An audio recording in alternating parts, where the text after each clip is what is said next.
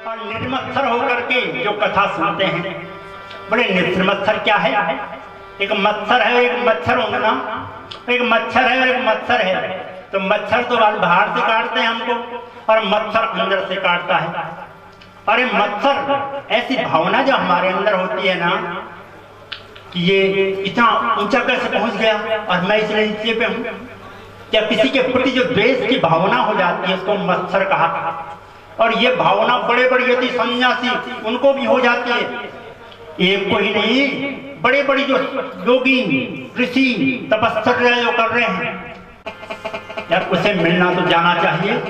कैसा होगा, 14 वर्ष का है और इतनी बड़ी ख्याति है।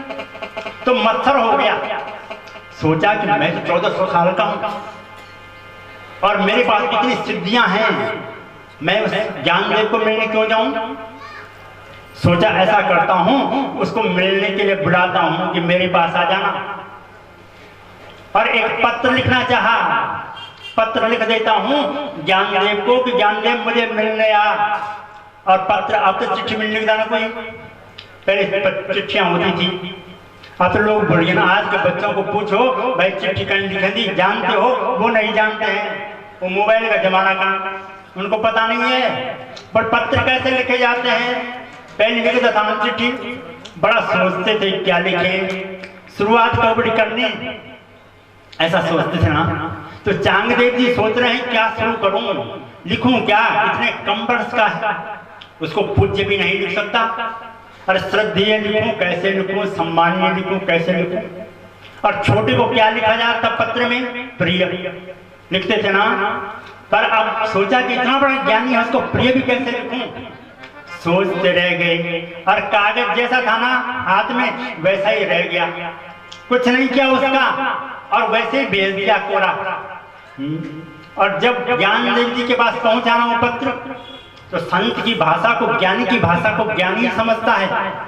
समझ गए कि चांगदेव जी को मत्सर है, सोच रहे होंगे क्या लिखूं, इसलिए सोचा कि तेरा जीवन कोरा कागज कोरा ही रह गया। हे चांगदेव जी, अरे तुम कोरे चले थे, अभी तक कोरे हो, 1400 साल की उम्र है तुम्हारी। और ज्ञानदेव जी ने कहा अच्छा ठीक है, और ऐसे लिख दिया, उनको पहुंचा दिया संदेश कि आप तो कोरे ही रहेंगे। और चांगदेव जी तो कई सिद्धियां जानते थे, उन सिद्धियों के बल पर अनेक हिंसक पशुओं को अपने बस में कर लेते थे। ऐसी मोहिनी उच्चाटन सारी विद्याएं जानते थे। और चांगदेव जी ने एक शेर को अपनी सवारी बना दिया, शेर को बुला दिया अपने पास, मोहित कर दिया और शेर को पकड़ लिया हाथ से, उस पर नाथ लगा दिए एक नाग की, और उसको पकड़ लिया, उसको लेकर के उस पर बैठ करके ज्ञानदेव जी को मिलने जा रहे हैं। जैसे ही ज्ञानदेव जी ने देखा ना दूर से कि चांगदेव जी आ गए, उन्होंने कुछ नहीं किया और जहां बैठे हुए थे बड़े से पत्थर के ऊपर, चौके के ऊपर, उसको बोला तू चल भाई, वहां से चांगदेव जी आ रहे हैं, उनको मिला। और यहाँ से ज्ञानदेव जी चले उस चौकों को लेकर, उस पत्थर को ही कहा तो चल। अब चांगदेव जी बड़े विस्मित हो गए, अरे मैंने तो हिंसक पशु को बस में किया है, लेकिन धन्य है ज्ञानदेव, तुमने एक जड़ पदार्थ को जो चल फिर नहीं सकता, कुछ नहीं कर सकता, उसको आदेश दे दिया। और उनके शिष्य बन गए बुढ़ी से कृष्णचंद्र भगवान की। हे ज्ञानदेव जी तुम धन्य हो, मैं आज तक मत्सर में जी रहा था, तो बोला ये मत्सर सबको सताता है कि निर्मत्सराणाम शताम वेद्यम वास्तवमत्र विस्तृतकृतम तापत्रयोन्मूलनम। ये कथा क्या करती है, बोले 3 प्रकार के हमारे जो ताप है ना, आदि दैविक, आदि भौतिक और आध्यात्मिक, 3 प्रकार के कष्ट होते हैं हमें जीवन में। कभी तो हमें शारीरिक दर्द होता है ना, शरीर में पीड़ा होती है, कई प्रकार का कष्ट हर आदमी झेल ले, उसको एक कष्ट है भाई। एक हमें आज दैविक, एक आदि भौतिक और एक आध्यात्मिक। और एक कष्ट कैसा होता है कि हम स्वस्थ हैं, सब कुछ ठीक है, पर न जाने मन में क्या चल रहा है, मन से परेशान है। कई जना बोला मैं पीड़ा कुछ नहीं, बिल्कुल स्वस्थ है, ना मैं परेशान कि नहीं भाई परेशान, उसको भी कष्ट है। एक कष्ट शरीर का है, एक मन का है, और एक देवताओं से अनेक जो शक्तियां हैं उनसे भी हमें मिलता है। तो बड़े तीनों तापों को मिटाने वाली है भागवत। प्रभु बड़ी है कैसा भागवत, इसका प्रश्न पूछा सौनका जी ने सूत जी से। सूत जी ये भागवत है कैसा ग्रंथ? निगम कल्पतरोर्गलितं फलम् सुखमुखात् अमृतं द्रवसंयुतं। निगम कल्पतरो, निगम का है वेदों को। तो सूत जी कह रहे हैं ये वेदों का पका हुआ फल है। पका हुआ फल कैसा होता है भाई? हर किसी चीज का, हर किसी पेड़ का जो पका फल होता है बड़ा मीठा होता है। तो ये वेदों का, अब वेद हमने देखे नहीं, वेदों में लाखों मंत्र हैं, वो हमारी समझ से बाहर हैं, और उनका पका हुआ फल कोई जरूरी नहीं कि ऐसे वो दिखाई दे हमें। जैसे आम का फल होता है, केले का फल, अरे परीक्षा फल भी तो होता है, दिखे तो परीक्षा फल, दिखे तो नहीं, पर हम उसको चखते हैं ना। जब परीक्षा को रिजल्ट आऊँ हमें चाक जाऊंगा ये फल संग, और सब उसकी प्रतीक्षा कर रहे कब आएगा, कैसा रहा भाई तेरा परीक्षा फल? बड़े मेरा अच्छा रहा, अब बड़ा खुश हो जानोगे कहते। तो हर कोई इस फल को खाना चाहता है। ऐसे ही जो भागवत है ना, ये ऐसे ही वेदों का पका हुआ फल है। और इस फल में किसका मुंह लगा हुआ है? बोले सुख मुखात् अमृतम द्रवसंयुतम। उस फल में सुखदेव जी का मुंह लग गया। सुखदेव जी है ना, सुख कहते हैं तोता को, और जिस फल पे तोते का मुंह लग जाता है ना वो बहुत मीठा होता है। हम बचपन में थे ना, और बचपन में हमारे बगीचा था, और उस बगीचे में खूब सेब लगते थे, और हमारे दादाजी थे ना वो हमसे काटी काटी में फल देता था, जो तोता खैजन था कड़ला, अब वो खाते थे ना और हम उनको खाते थे, सबसे बढ़िया मीठा रंग था। और सेब के लिए जाते थे हम, दिखना हम तो लाल है पर वो मीठा नहीं बनता। और हमने कहा यार दादाजी को कैसे पता है कि ये सब मीठे हैं? और तब बोले दादाजी ना कि जो कड़लू खा लो ना वो सबसे मीठा बनाना। तब से मैं उसी फल को देखता हूँ, कोल कड़लाओ खाऊं और वही खाने भाई, क्योंकि मीठा है। गलितम फलम सुख मुखात् अमृतम द्रवसंयुतम। सुख जी का, सुखदेव जी का मुंह लग गया उस फल पे, तब मीठा तो हो गई ना वो। और जब मीठा है तो उसको सब खाना चाहते हैं। पिबति भागवतम रसमालयम। इसलिए इस फल को कैसे खाना है? बोले खाना नहीं है भाई, इसको पीना है। और पीते कहाँ से है? मुंह से। और जो ऐसा फल है ना जो पका हुआ है, और फल कैसा है? इसमें गूदा भी नहीं है, कहीं छिलका नहीं है, कोई बीज नहीं है, गुठली नहीं है, वही फल सब खाई सकना। उसको ऐसा नहीं है कि छोटा बच्चा ही खाएगा या बूढ़ा ही खाएंगे, इसको सब खा सकते हैं, ऐसा फल है। और खाना नहीं है बोला, इसको पीना है। महाराज कितनी बार पीना है इसे? बोले मुहर हो रसिका भूमि भावुका। मुहर हो, अरे जब कभी मौका मिलता है, एक बार नहीं हजारों बार, जहाँ कहीं कथा हो रही है ना जिसे लगन लग जाती है मुझे सुननी है, उसे रोज ऐसा चस्का लगता है, वो बोलता है मैं कहाँ सुनूं कथा।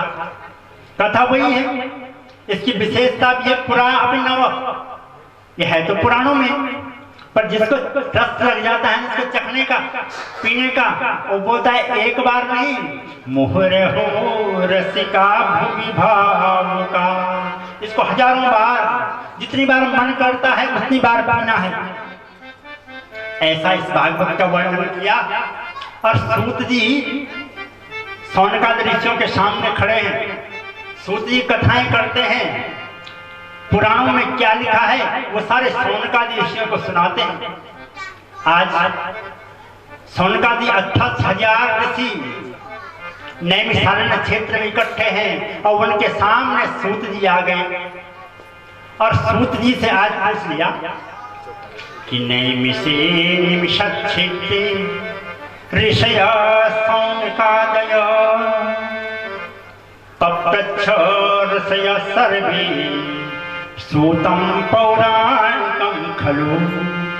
सूत जी से पूछा, हे सूत जी, आप हमें हमारे प्रश्न का उत्तर देंगे? सूत जी ने कहा, जरूर, तुम्हारी जो शंकाएं हैं ना, मैं प्रयास करूंगा उनको दूर करूं। तो आज सौनकादि खड़े उठे, उनमें सबसे वयोवृद्ध हैं सौनकादि ऋषि। उन्होंने कहा कि सूतम जानासि भज्जन्ते भगवान सात्वतां पति। हे सूत जी, भगवान, जिनको भगवान कहा गया है ना, वो इस संसार में क्यों आए? अरे जो निराकार थे वो निराकार क्यों बने? और ऐसे ऐसे 6 प्रश्न पूछ लिए। बोले भगवान ने अनेक अवतार लिए ना, अरे जो इन्होंने 24 अवतार क्या क्या लिए और ये अवतार क्यों लिए? प्रभु, आप हमारी शंकाओं का समाधान कीजिए। किसी ने पूछा, भाई 6 प्रश्न क्यों किए? बड़े भगवान षडैश्वर्य पूर्ण हैं, षड ऐश्वर्य हैं भगवान के, उनमें 6 बातें हैं। ऐश्वर्यस्य समग्रस्य शौर्यस्य श्रेयसन्निरः ज्ञान वैराग्यस्यैव सस्य भगवतीरणः।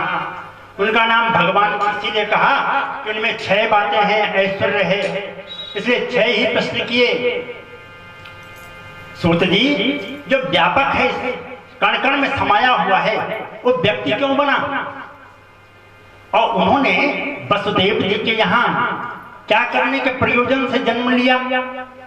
और 6वां प्रश्न पूछ लिया कि ब्रूहि योगेश्वरे कृष्णे ब्रह्मणे धर्म बर्मणि स्वाम काष्ठाम अदुनोपेति धर्मकम शरणं गतः। हे सूत जी, आप कृपा करके हमें बताइए कि जब वो परमात्मा जिन्होंने एक अवतार कृष्ण रूप में लिया वसुदेव और देवकी के यहाँ, और उन्होंने जब इस धराधाम को छोड़ा ना, तो धर्मकम शरणं गतः, तो धर्म किसके शरण में गया? जब ऐसा सुना, सूत जी ने प्रसन्न हो गए वो, और आज उन्होंने सुखदेव जी का स्मरण कर दिया। बोलिए सुखदेव जी भगवान की, बांके बिहारी लाल की। उनका स्मरण किया सुखदेव जी का कि यम प्रव्रजन्ति मनुपेति अपेति कृत्यम द्वैपायनो विरह कातर्यादि भाव पुत्रेति तन्मयतया तर्वोऽभिनेदु तं सर्वभूत हृदयं मुनिमानतोऽस्मि। जिन सुखदेव जी का यज्ञोपवीत संस्कार भी नहीं हुआ था, और जैसे ही प्राकट्य हुआ ना माँ के गर्भ से, वैसे ही पिताजी वेदव्यास बड़े प्रसन्न हो गए और उनको कहा, पुत्र रुक जा रुक जा। कुछ नहीं रोका, उन्होंने पीछे देखा भी नहीं, सीधे चल दिए सुखदेव जी महाराज। जिस अवस्था में पैदा हुए थे सीधे आगे बढ़ गए हैं। भगवान की कृपा, भगवान की माया, और पीछे से वेदव्यास जो इतने ज्ञानी थे बोल रहे हैं, बेटा रुक जा रुक जा। कुछ उत्तर नहीं आया। और उसी समय वृक्षों को देखा वेदव्यास जी ने, और वृक्षों ने कहा, वृक्षों से आवाज आई, हे वेदव्यास जी, अरे हमारे भी तो पुत्र हैं, हमारे भी तो बच्चे हैं ना। बोले तुम्हारे बच्चे कौन हैं? बोले हमारे जो फल हैं, अरे लोग तो हम पर पत्थर मारते हैं, हम उन्हें फल देखते हैं पका हुआ। अरे तुम्हारा पुत्र संसार का कल्याण करने जा रहा है, जाने दो उनको, उनका मार्ग बाधित न करो वेदव्यास जी। वेद व्यास की समझ में कोई बात आई।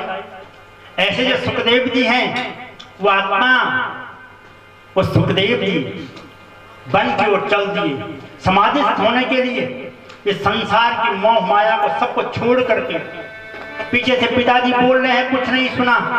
ऐसे जो सुखदेव जी हैं और जिन्होंने जगत का कल्याण किया, ये भागवत कथा दे करके, भागवत की कथा सुना करके परीक्षित को, ऐसे सुखदेव जी का हम स्मरण करते हैं। बोलिए श्री सुखदेव जी महाराज की। तस्मात् एकेन मनसा भगवान शाश्वतां पति। सूत जी कहते हैं ऋषियों, इस संसार में जो मनुष्य है ना, यदि देखा जाए इस सब का जो उद्देश्य है जीवन का, उस परमात्मा को पाना है कि हमें कभी ना कभी जिस परमात्मा की कृपा से हमें जीवन मिला है ना, इस चिंतन धारा को उसकी तरफ मोड़ें, क्योंकि अंत में सबकी वही गति होनी है। जो जीवन का उद्देश्य है बोला वही है। इसलिए तस्मात् एकेन मनसा भगवान शाश्वतां प्रति, उस एक में सबको अपना मन लगाना चाहिए। वो एक कैसा है? बड़े एतन् नानावताराणां निधानं बीज अव्ययम। वो एक ही है और उसके अनेक अवतार हुए। महाराज अवतार कितने अवतार हुए? बोले उनके 24 अवतार हुए और 24 अवतारों का वर्णन कर दिया। बोले पहला अवतार सनत कुमार, 12 नारद, नर नारायण, कपिल देव, यज्ञदेव, वामन, इस प्रकार से सारे अवतारों का वर्णन किया। बोले फिर द्वापर में भगवान कृष्ण, उनसे पूर्व राम, लक्ष्मण, बलराम जी, और बोला इन सब के बाद जो कलयुग में एक अवतार होगा, बोले कलि अवतार होगा। बोले श्री कृष्णचंद्र भगवान की। इस प्रकार से 24 अवतारों का वर्णन किया। अब इन अवतारों का ही मैं वर्णन करने लगूं तो आज की कथा वहीं पहुंचेगी और मुझे आगे भी चलना है। बोले इन अवतारों को प्रणाम किया कि संभल ग्राम मुख्यस्य ब्राह्मणस्य महात्मना। बोले जब कलयुग आएगा ना, और कलयुग का प्रथम चरण चल रहा है अभी, जब अनेक इसके लक्षण बताए हैं कलयुग के 12वें स्कंद में। बोले ये सब हो जाएगा। उसके बाद कहीं कलयुग में संबल ग्राम में विष्णु यश नाम के ब्राह्मण के घर में कली का अवतार होगा। और इस प्रकार से इन अवतारों का वर्णन किया। सौनकादि ने पूछ लिया कि सूत सूत महाभाग बजनो बजतांबरो कथाम भागवती पुण्या यदा हम भगवान सुकहो। हे सूत्री, बजनो बजतांबर, आप हमें उस भागवत कथा को सुनाइए और उसकी भूमिका, उसका वृत्तांत बताइए कि ये कब प्रकट हुई। ये जो भागवत कथा है ना, इस धरती पे कब आई और कैसे इसका प्रारंभ हुआ, किसने इसको लिखा और क्यों लिखा। द्वापरे शमुन प्राप्ते। और सूत जी कहने लगे, सारे ऋषि इकट्ठे हैं, सुन रहे हैं। जब प्रश्न पूछ लिया सौनकादि ने कि कस्मिन् युगे प्रवर्तेयं स्थाने वाकेन हेतुना, ये सूत जी किस स्थान पर ये कथा लिखी गई, क्यों लिखी वेद व्यास ने ये कथा, और क्या कारण हुआ, प्रारंभ में इसकी भूमिका क्या बनी थी। सूत जी कहते हैं कि द्वापरे शमनु प्राप्ते तृतीय युग पर्यये। तृतीय युग की बात है, द्वापर युग में। और उस समय आज सरस्वती नदी के किनारे पर वेद व्यास जी की कुटिया है। बद्रीनाथ अगर हम जाएं ना, तो वहां पर सरस्वती के किनारे पर वेद व्यास की गुफा है और उनके पास ही गणेश जी की गुफा है। और अपनी गुफा से निकले हैं सुबह सुबह वेद व्यास जी, बाहर आए। उस समय भगवान चारों दिशाओं में देखा और उसके बाद हाथ में एक जल का पात्र लिया हुआ और सोचा भगवान सूर्य नारायण को अर्घ्य दे दूं। और मन कुछ खिन्न है जिसे कहते हैं follow on state of mind. जब आदमी सोच ना सके क्या करूं और क्या ना करूं, होता है ना कभी हमारे साथ, कभी हम बोलूं कि सब कुछ ठीक है पर मन कुछ विचलित हो, कुछ समझ में नहीं आता क्या करने और क्या नहीं करने। उसको कहा ऐसी किम कर्तव्य विमूढ़ हो जाता है मनुष्य। ऐसे ही वेद व्यास हो रखे हैं और जल का लोटा हाथ में है और आए यहाँ सूर्य नारायण को अर्घ्य दे रहे हैं कि सूर्य सहस्रांशो तेजरास जगत पते। ऐसे सूर्य को अर्घ्य देने के लिए आगे बढ़े हैं। जैसे ही सामने से क्या देखते हैं, एक ऋषि चल के आ रहे हैं। बड़े प्रसन्न हो गए उनको देख करके। कैसे हो ऋषि? कि पिंग जटाएं सिर पर शोभित, भव्य भाल पर तिलक ललाम, पीतांबर से कटितट शोभित, चरण पादुका ले अभिराम।